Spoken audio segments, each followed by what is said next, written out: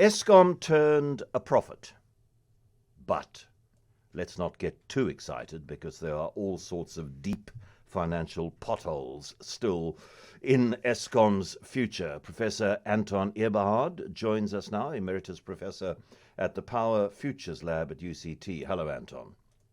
Oh, good afternoon, John.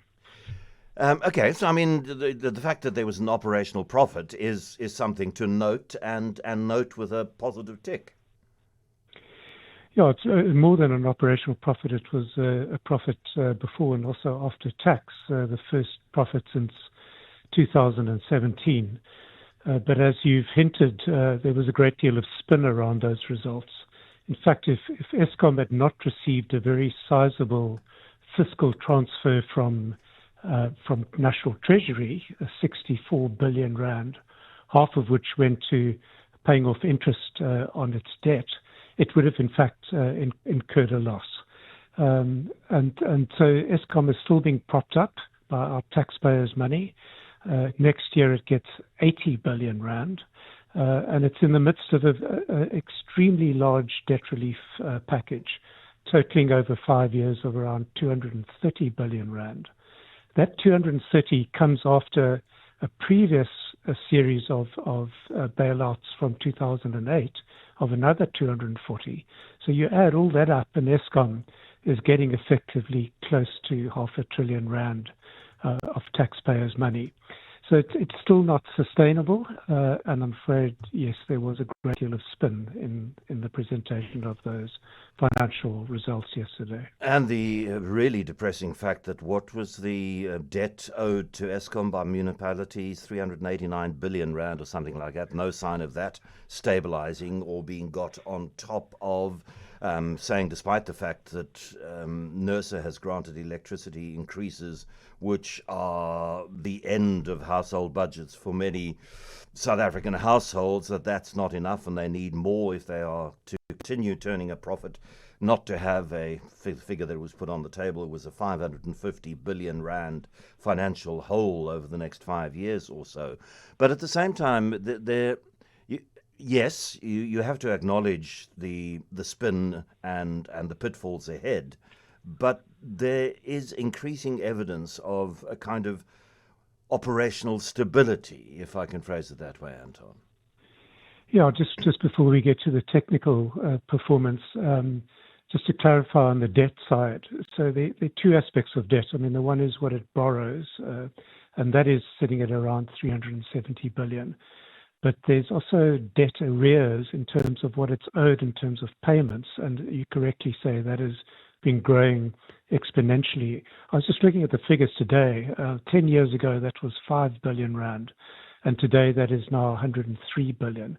So that issue is completely unsolved, and I think Eskom was very correct to point out that unless government works with it to resolve that issue of insolvent municipalities, this is a major threat to Eskom performance going forward. But yes, on the technical side, definitely, obviously we see it with almost no load shedding now. Performance has improved, I think, for a number of reasons. National Treasury has allowed it to again contract original equipment manufacturers, so the quality of maintenance is much better. These bailouts have freed up cash flow, so it's been able to do more. So it's not just better quality, but also more maintenance. The whole sabotage, breakages story seems to have diminished quite a lot. And then, of course, some big units have come online. So the last of the units from Kusile and Bandupi, we have both Kuberg units online at the moment. So there's a bit of a cushion, and obviously that's welcome news for consumers. And speaking of significant investment in capital expenditure over the next years, becoming the largest single investor in the rollout of various things related to power generation and power transmission and power supply. Yeah, things don't quite add up there for me. You know, Eskom is still, as I mentioned, now sitting with unsustainable debt levels, 370 billion. These bailouts were supposed to have reduced that very substantially. There's a ballpark number saying that, you know, if Eskom debt was around 200 billion, it would have the cash flows to service that. So I still struggle to see how Eskom is going to be raising significant new forms of debt. I think it's a bit of the hubris of the new management where they feel they're doing okay. They should still be a serious player. And to be a serious player, they need to start investing in new clean energy technologies and storage. So they have those ambitions, but how will that be financed? I think that still needs some explanation. It seems to me, Anton, that sort of core is something that you and I have talked about in relation to Eskom over goodness knows how many years that we've been having these regular conversations, is that it doesn't make enough money to do what it needs to do, to pay back its debt, to invest in new different kinds of infrastructure, and at the same time not have to rely on electricity tariff increases, which are way beyond inflation and way beyond what an increasing number of South African households can afford. So they do what's more, as that 100 billion rand plus figure shows, they turn to alternative forms of getting electricity and getting it for free. And that tension seems as far from resolution as ever. Yeah, I think some progress is being made, although there are also quite worrying signs around Eskom resisting these market reforms.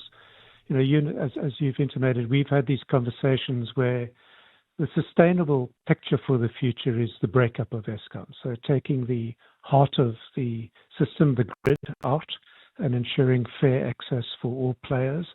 We're halfway there, so it's in a subsidiary company, but that needs to go fully out of Eskom, and it's that issue which I see the new management now resisting. Because if we have that out, then we have the opportunity for private investment to come in an accelerated way. There are a whole range of ways in which Eskom, because it owns the grid, is also a generator, is frustrating the entry of new generation capacity. And that issue, I think, needs to surface more. I call it malicious compliance. It's what big dominant incumbents do. They say they agree with government policy, but actually they're trying to retain their position of market power.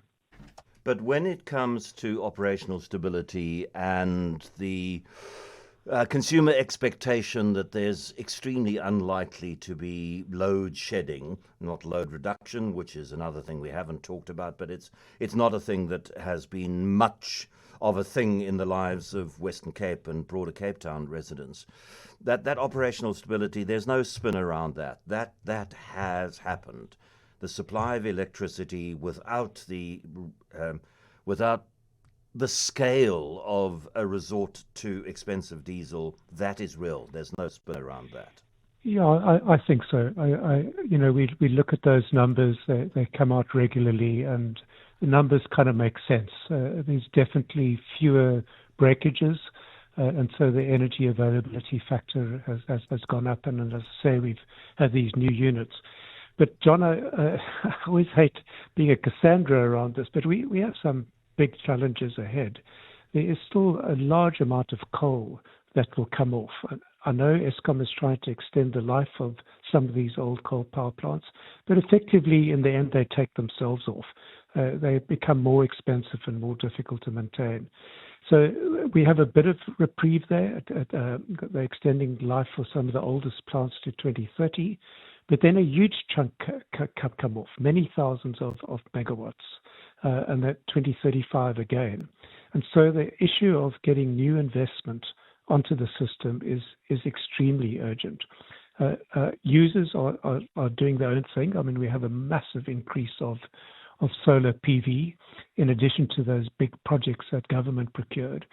So consumers are making choices for themselves, but we do need some centrally procured large generation happening as well. Thank you very much to Professor Anton Eberhard, Emeritus Professor at the Power Futures Lab at UCT.